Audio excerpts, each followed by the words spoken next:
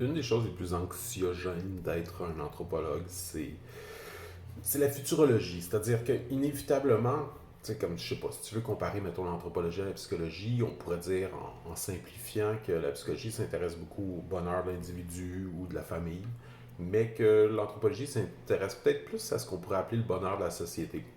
Puis, par analogie du moins, parce que c'est pas juste une question de bonheur, mais comment qu'une société fonctionne bien, comment qu'une culture fonctionne bien, pas juste une société, on pourrait dire que la société c'est plus la sociologie, mais la sociologie et l'anthropologie c'est un peu la même science. Bref.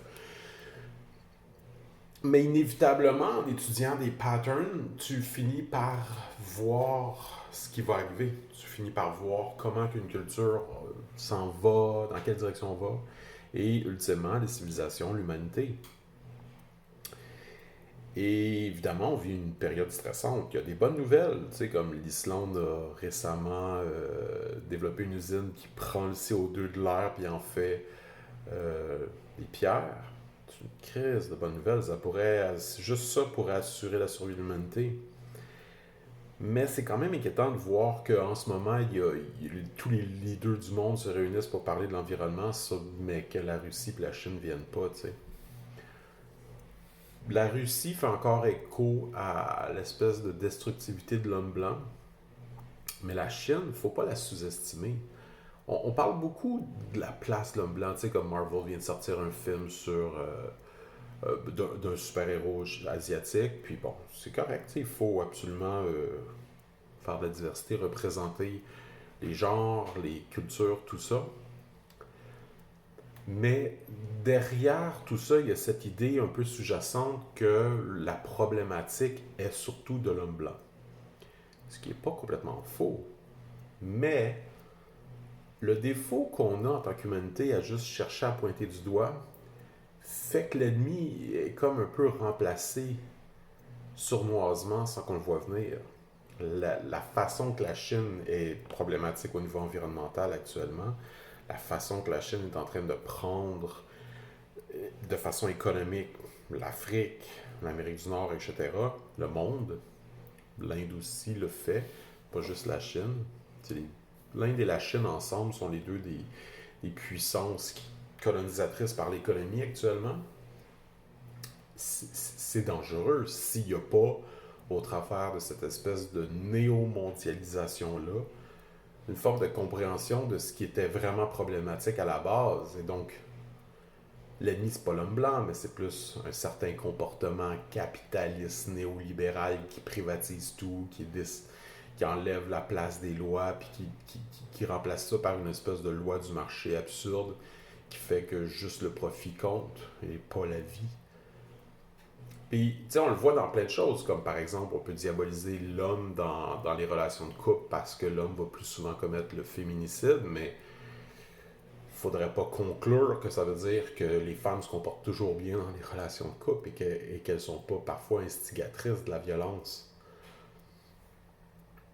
Tu sais, la différence entre l'homme et la femme est en fin de compte surtout hormonale, puis il s'agit d'un dérèglement hormonal pour voir que l'homme peut être aussi mélancolique qu'une femme, comme la femme peut être aussi violente qu'un homme. Je veux dire, c'est pas... De façon générale, par exemple, une dépression majeure va être vécue chez l'homme comme plus violente, puis chez la femme comme plus mélancolique, mais il s'agit que de quelques changements, puis c'est plus le cas, puis ça change. Autrement dit, ce qui est vraiment problématique, c'est la violence, c'est pas nécessairement l'homme ou la femme. C'est pas nécessairement l'homme blanc, mais c'est la violence avec laquelle l'homme blanc a pris des marchés économiques. Si l'homme jaune fait la même chose, c'est tout autant problématique. C'est pour ça que c'est important de se poser des questions de fond. Tu sais, quand on dit de quelqu'un qui est un génie, le mot gène, c'est comme la génétique, c'est comme l'origine, c'est la genèse. C'est cette idée de remonter les causes à effet, d'aller au fond des choses, de ne pas rester superficiel dans notre jugement, de ne pas en venir à une espèce de généralisation niaiseuse du genre le problème c'est l'homme blanc. Non, le problème est beaucoup plus dans la violence économique, par exemple. Et ça, on pourrait même aller plus loin en disant que c'est une espèce de problème d'attachement à la matière, d'identité spirituelle perdue, etc. C'est important de se poser des questions de fond. Parce que sinon, inévitablement, on vit superficiellement. Je pense pas que l'éco-anxiété, c'est une réponse à notre époque, mais c'est une espèce de conséquence inévitable si on ne se pose pas les questions de fond pour résoudre la crise qu'on traverse. Une des questions de fond, c'est est-ce qu'on est capable de partager, est-ce qu'on est capable de se parler en tant qu'humanité? Si la Chine ne vient pas au concert des nations qui parlent de l'environnement tout le monde ensemble, il y a un problème. C'est pas une raison pour devenir raciste envers les Chinois, mais il faut être capable de nommer cette problématique-là, puis de dire à la Chine, regarde, on est un, il faut qu'on travaille ensemble, on n'a pas le choix. Puis c'est inévitable que ça va arriver, tu sais, comme il y a de plus en plus, par exemple, de Chinois qui déménagent au Canada puis aux États-Unis.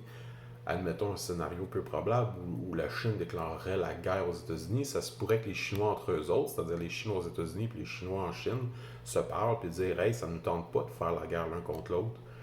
Vous, les gouvernances abstraites qui mettaient des freins à la paix mondiale, on veut partager, on veut aider nos frères et sœurs en Chine et vice-versa, tu sais. Je sais pas où je voulais en venir, mais tentais de parler de ça.